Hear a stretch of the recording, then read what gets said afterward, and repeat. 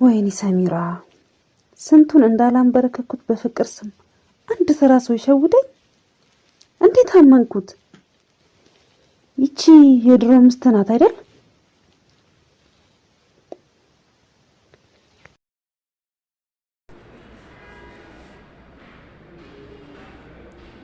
አዎ የራቢያ ፎቶ ነው። ራቢያ ጋር ምን ይሰራል? ማን ነው የታመመ? የሚሉትንም መስማት አልቻልኩም። ገና አሁን አልነቃም። ምን አልነቃም? ወይኔ ጉዴ፣ ወይኔ ጉዴ። ምንም ቢሆን እኮ የድሮ ወዳጄ እኮ ነበርክ። ወዳጅ? የምን ወዳጅ? አንቺን ያወኩበትን ቀን ሁሌ ስራ ግማት ነው የኖርኩት። እሺ በጊዜው ለችግር ደርሼላ አመስግነኝ ነበር። ሁሌም ባንተ ተማመናለሁ። ካንተ ወዲያ ለኔ መመኪያ፣ ካንተ ወዲያ ለኔ ረዳት የለኝም። እሱ አንዴ አልፏል ሰሚራ። ያን ደግሞ ምን ያህል ተጎድቼ እንዳደረኩት ታውቂያለሽ?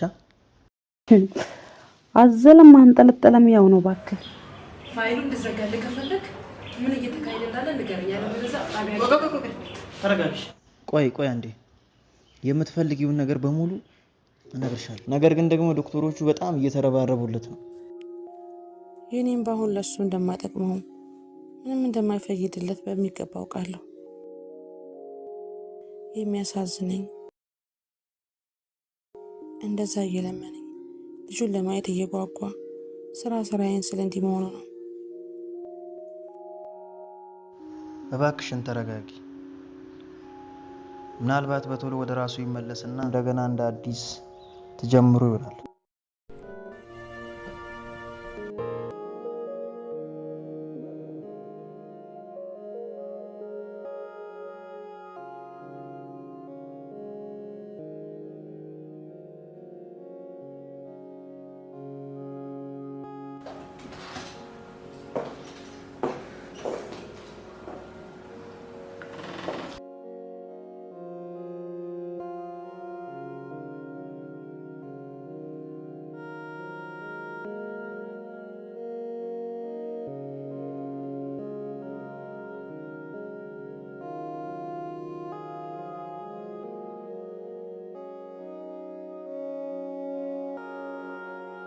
ዶክተር አሁን እንዴት ነው?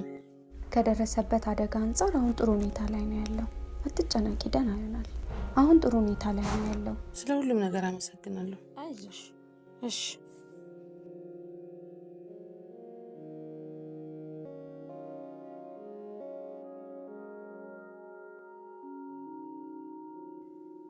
ኡስማን ይቅርታ አድርግልኝ። ችላ ልልህ አይገባም ነበር። ንቃ ኡስማን፣ በጣም ታስፈልገናል። ማሚ የሰማሁት ድምፅ ህልም ነው ወይስ እርግጠኛ ነኝ? ህልም ነው ማሚ? እባክሽ ህልም አይደለም በይኝ። አባቴ ነው አይደል? የኔ ልጅ ህልም አይደለም እውነት ነው። አባዬ። ወይ የኔ ልጅ እወድሃለሁ። እኔም እወድሃለሁ። ከነፍሴ አብልጬ ነው የምወድህ። ታዲያ ለምን አትመጣም? እመጣለሁ የኔ ልጅ። ለልጅ እኮ በቅርቡ ልታየው ቃል ገብተሃል። ቃልህን አትጠፍ። ልጅ እኮ አንተን ለማየት ሲል እንቅልፍ መተኛት አቆሟል። ንቃ ኡስማን፣ እባክህን ንቃ።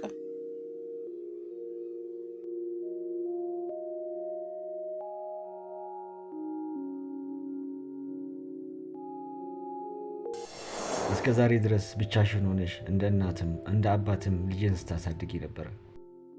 ከዚህ በኋላ ግን እኔም ከጎንሽ ሆኜ ለልጃችን መደረግ ያለበትን ነገር ሁሉ ላድርግ። ድፍረት ካን ሆነብኝና መልካም ፍቃድሽ ቢሆን አንድ ላይ ሆነን አብረን ብናሳድገው ደስ ይለኛል። እባክሽን ይቅርታሽን ከልብሽ አድርጊው።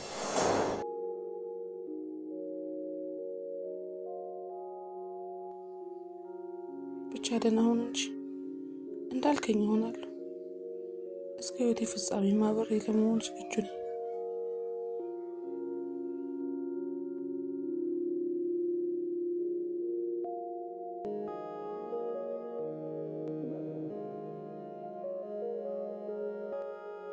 መግባት ይቻላል ዶክተር?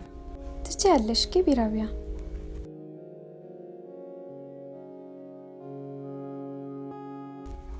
እንዴት ነሽ? ደህና ነኝ። ሰላም ነው? አልሐምዱሊላህ። ኡስማን ባለቤት ነሽ አይደል? አዎ። አይ እንደዛ አይደለም። አቶ ኤልያስ ግን የኡስማን ባለቤት እንደሆንሽ ነበር የነገረኝ። ነበርን። አንድ ልጅ አለን። ከተለያየን ቆየን። ከረጅም ጊዜ በኋላ በድንገት ነበር መንገድ ላይ የተገናኘን። እናም ልጅ እንዳለው ያወቀውን በዛ ሰዓት ነበር። ከልጁ ጋር ለመገናኘት ቀጠሮ ይዘን እያለ ነው ይህ አደጋ የተከሰተው። ኦኬ፣ ያሳዝናል። እንግዲህ አሁን እንዳልኩሽ ጥሩ ሁኔታ ላይ ነው ያለው። መቼ ነው ግን የሚነቃው ዶክተር? በማንኛውም ሰዓት ሊነቃ ይችላል። ስለዚህ እናንተ ከጎኑ ሆናችሁ መከታተል አለባችሁ። እኔማ በጣም ነበር የጨነቀኝ። ምንም አትጨነቂኛ፣ ያለውን ነገር እየተከታተልን ነው። እናም ጥሩ ሁኔታ ላይ ነው ያለው። በማንኛውም ሰዓት ሊነቃ ይችላል። እንዳፍሽ አድርግልኝ ዶክተርዬ። አሚን። እሺ፣ አመሰግናለሁ። እሺ፣ ደህና ዋይ። ደህና ዋይ።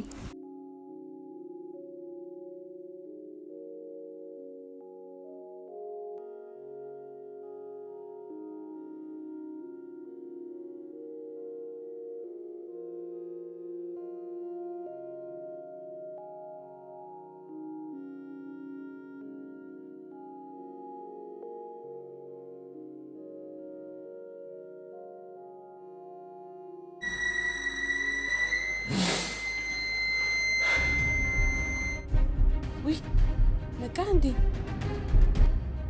ኡስማን እየነቃ?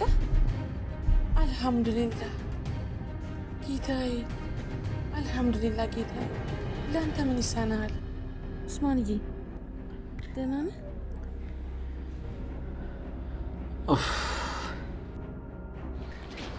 ወይኔ እንዴት ተጨንቄ ነበር መሰለ።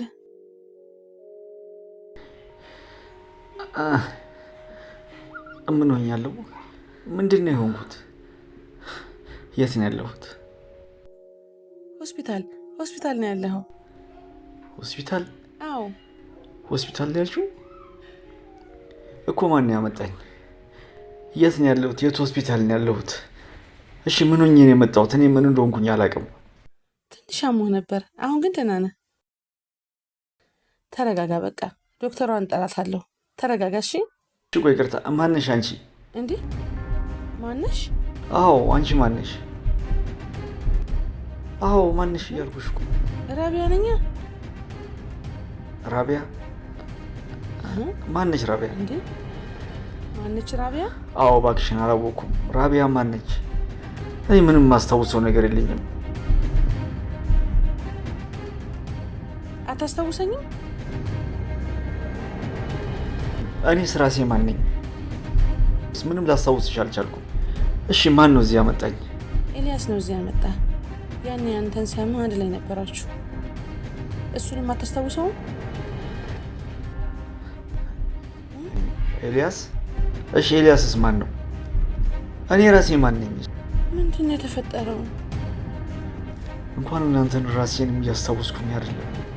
እሺ በቃ ዶክተሯን ጠርቻ እመጣለሁ። ወይኔ ጉዴ!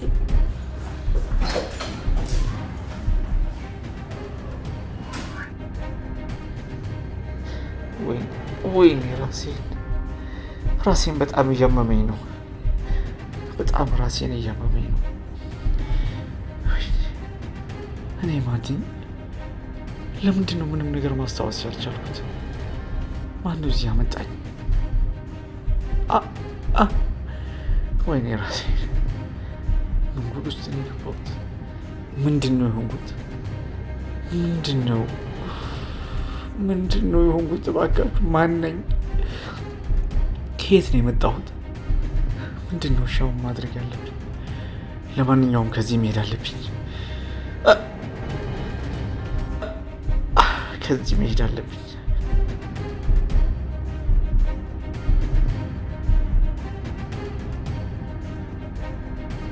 ራሴን ደግሞ ለምንድን ነው እንደዚህ የሚያመኝ?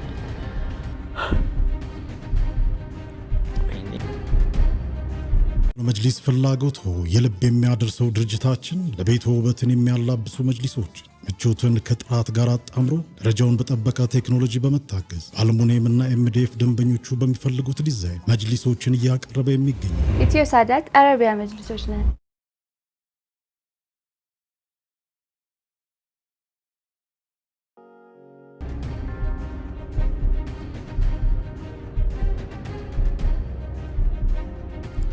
ሰላም ኡስማን ነቃ አይደል? ሰላም። አዎ ነቅቻለሁ፣ ግን እዚህ እንዴት እንደመጣው ማን እንዳመጣኝ ምንም ነገር ላስታውስ አልቻልኩኝም። ትንሽ አደጋ አጋጥሞ ነበር። አሁን በጥሩ ሁኔታ ላይ ነው ያለው። ግን እንዴት ነው ነገሮችን ማስታወስ የምችለው?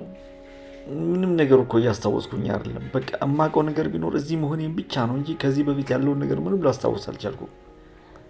አይዞ፣ ቀስ በቀስ ወደ ራስህ ትመለሳለህ። አትጨናነቅ። ዘና ብለህ ነገራቶችን ለማሰብ ሞክር። ያኔ ወይ ሁሉም ወይ ደግሞ ቀስ በቀስ እያለ ትውስታ ወደ ቀድሞ ሊመለስ ይችላል። አይዞ፣ ተረጋግተህ ነገራቶችን ለማሰብ ሞክር። ያኔ ነው ለውጥ የሚመጣው። ጥቂት ጊዜ ነው የቀረው። ሁሉም ነገር ሰላም ይሆናል። ትውስታን ለመመለስ የኛ የባለሙያ ድጋፍ ያስፈልጋል። እስከ መጨረሻው ደግሞ ከጎን ነን። እሺ፣ አመሰግናለሁ። አይዞሽ ራቢያ፣ ሁሉም ነገር ወደ ነበረበት ይመለሳል።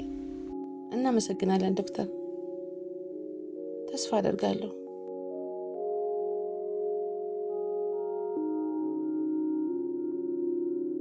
ሁኔታው በጣም ከባድ እንደሆነብሽ አውቃለሁ፣ ግን በትዕግስትና በጥረት ሁሉም ወደ ነበረበት ይመለሳል። ኢንሻአላህ እኔ የምችለውን አድርጋለሁ። አመሰግናለሁ። መልካም እንግዲህ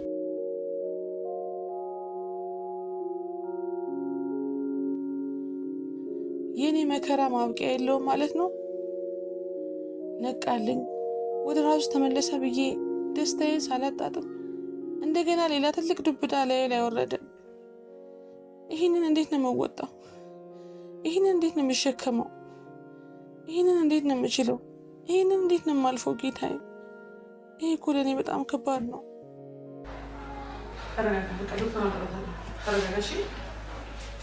ማነሽ አንቺ? ግን እንዴ ማነሽ? አንቺ ማነሽ? ማነሽ? አዎ ማነሽ? ራቢያ ነኝ። እንዴ ማነሽ ራቢያ? አዎ ማነሽ? ይሄ እኮ ለእኔ በጣም ከባድ ነው። ልጄ ጋር ምን ይዤ እሄዳለሁ? የማያቀንን የማያስታውሰንን ሰው እንዴት አድርጌስ ማሳመን እችላለሁ? አሁን ለልጄ ምን ልመልስለት ነው? በምን ቋንቋ ባስረዳውስ ነው የሚገባው? ያሁኑ በጣም ከባድ ነው። የኔ ባሉሽ ሰው መረሳት፣ መዘንጋትን የመሰለ ከባድ ስብራት የለም።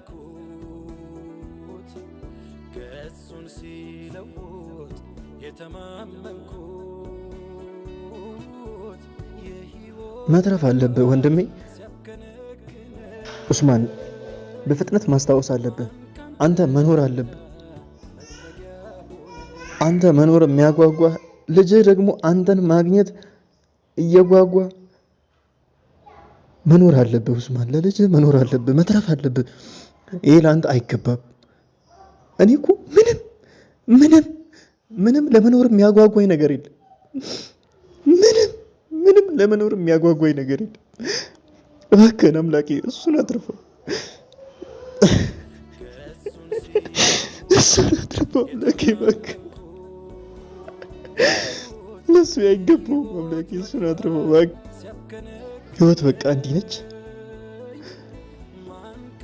ኡስማን። ልጅህን ማየት አለብህ። አንድ ቀን ብቻ እኮ ነው የቀረው ልጅህን ለማግኘት።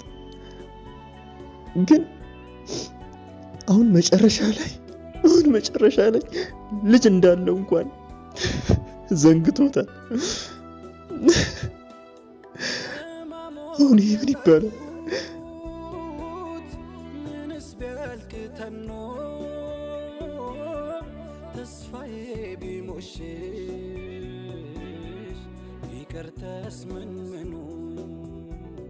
ይህንን ሳልፎ ይሆን? ይህስ ያልፍ ይሆን? ተማምኖ ጠፋ ሲሉ በርቷል፣ ሞተ ሲባል ድኑ። ወዲህ ሲሉት ወዲያ ሊሆን ሁሉም ነገር ለፍቶ ምናም ብቀር ባይሰሙን ስናገር ህልም ቢሆን ብዬ ተመኘው። መከራ የጀመረ ማለት ነው። ራሱ እንዲመለስ የምንችለውን ያህል እናደርግለታለን። ታዲያ እንዴት ነው የምናደርገው? እኔ የማደርገው ግራ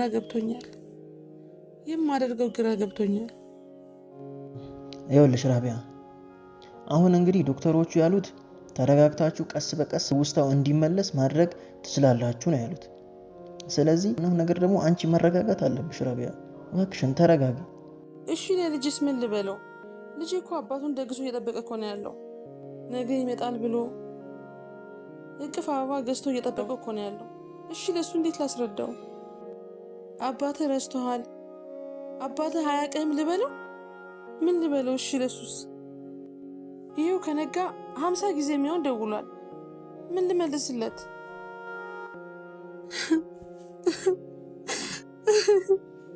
አይዞሽ ተረጋጊ ራቢያ፣ ህመምሽ እኮ ይገባኛል። ለማየት የሚጓጓውን ልጁን መርሳቱ በጣም ያሳዝናል። ከባድ ነገር ነው። እሱ እኮ የሚፈልገው ልጁን ማየት ብቻ ነበር። እንደዛ እየለመነኝ እንደዛ እየጓጓ ስራዬን ስል ይሄው ለዚህ በቃ። እኔ ራሴን ላጠፋ በሞከርኩበት ጊዜ መንገድ ላይ አግኝቶኝ የመከረኝ ምክር ነው አሁን ያለሁበት ሁኔታ ያበቃኝ። ነገ ምን እንደሚመጣ አይታወቅም፣ ተስፋ ማድረግ አለብህ ብሎኝ ተስፋ ሰጥቶኝ ይሄው እየኖርኩኝ። እሱ ለኔ ሁሉ ነገሬ ነው።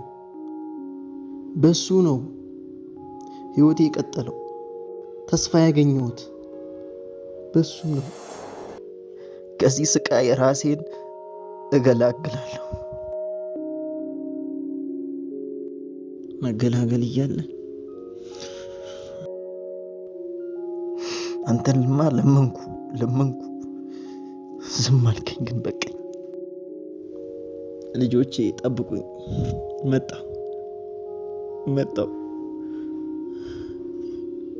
መጣው እሺ ልጆቼ፣ እንዴት እንደናፈቃችሁኝ። ጌታዬ ይቅር በለኝ ጌታዬ። ልጆቼ ግን ጠብቁኝ። መገላገል እያለ ለአንድ ህይወቴ መገላገል እያለ ምንድን ነው? ቆይ ምን ልታደርግ ነው? ተወኝ።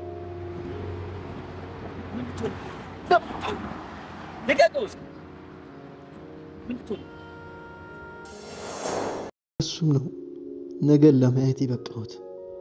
ነገ ሊቀየር እንደሚችል ያወቅኩት በሱ ነው። በጣም ይከብዳል። እኔ በጣም ከብዶኛል።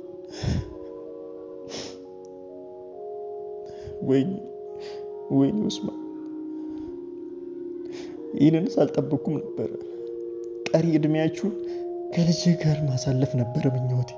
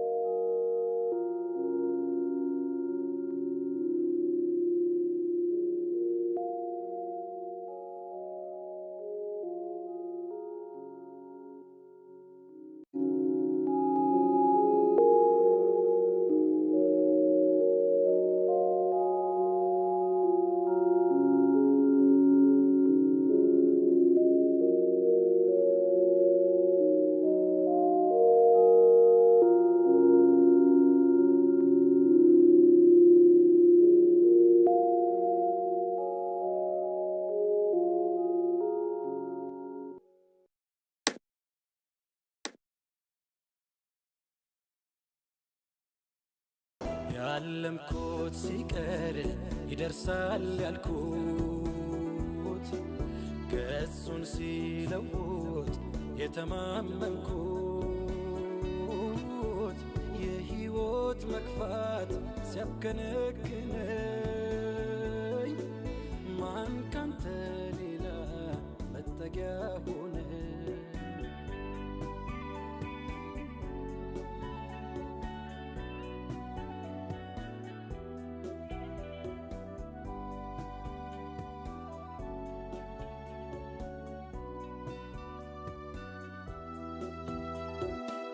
ለማሞቅ የጣድኩት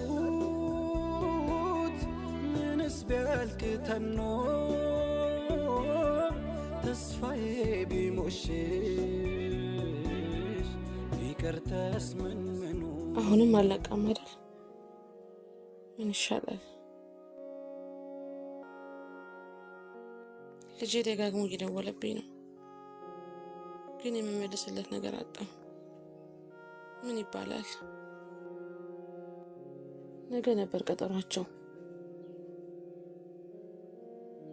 ሲወለድ የማያውቀው አባቱን 10 ዓመታት የጠበቀውን የናፈቀውን አባቱን ለማግኘት እየተጠባበቀ ያለ ልጅ ነው። እባክሽን ተረጋጊ ራቢያ፣ ተረጋጊ። በእርግጥ ጉዳቱ ከባድ ነው፣ ነገር ግን ደግሞ ዶክተሮቹ በጣም እየተረባረቡለት ነው። የኔም ባሁን ለሱ እንደማይጠቅመው ምንም እንደማይፈይድለት በሚገባ አውቃለሁ። የሚያሳዝነኝ እንደዛ እየለመነኝ ልጁን ለማየት እየጓጓ ስራዬን ስለ እንዲህ መሆኑ ነው። እባክሽን ተረጋጊ። ምናልባት በቶሎ ወደ ራሱ ይመለስና እንደገና እንደ አዲስ ተጀምሮ ይሆናል።